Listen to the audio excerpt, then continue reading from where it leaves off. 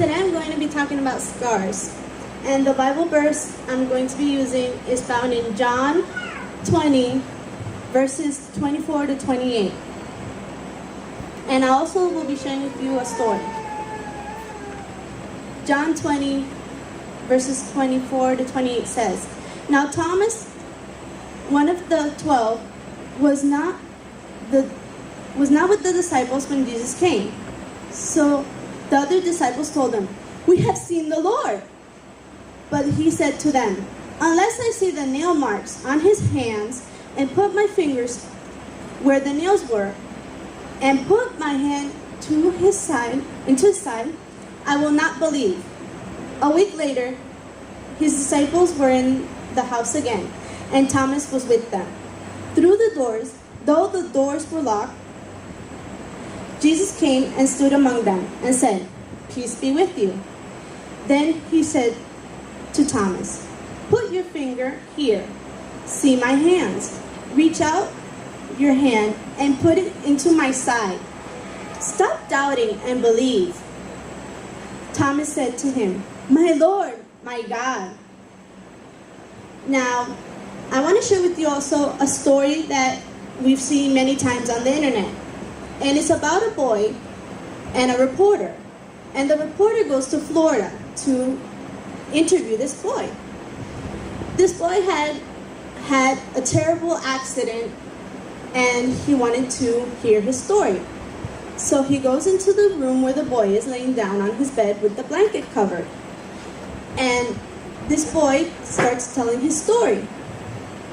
This boy was playing outside near a river, and all of a sudden an alligator attacks him. His mom was inside, probably doing dishes, but she was keeping an eye through the window.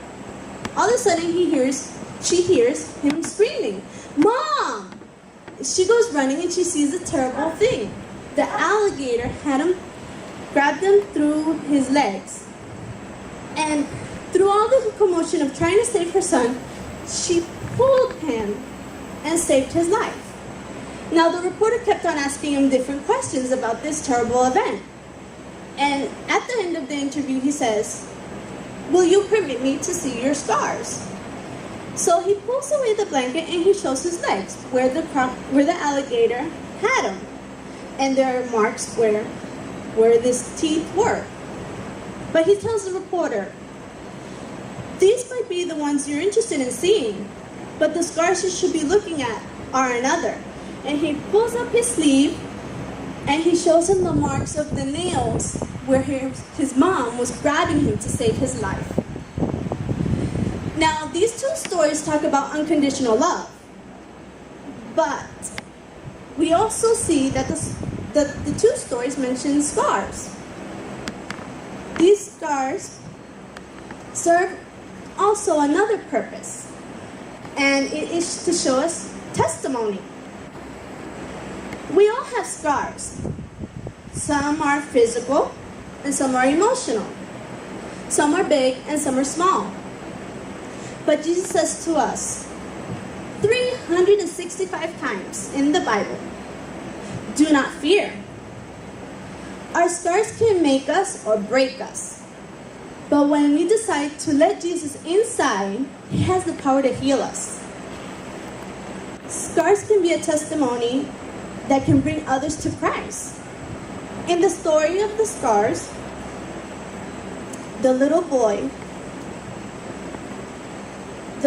scars serves as testimony to the reporter about the love of a mother to a son. Now, if we look at the story in John 20, verses 24 to 28, we see the reminder of Jesus' love toward us.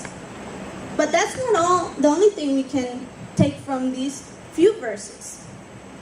Jesus was also teaching us about giving our testimony, because our testimony is a story of what God has done in our lives.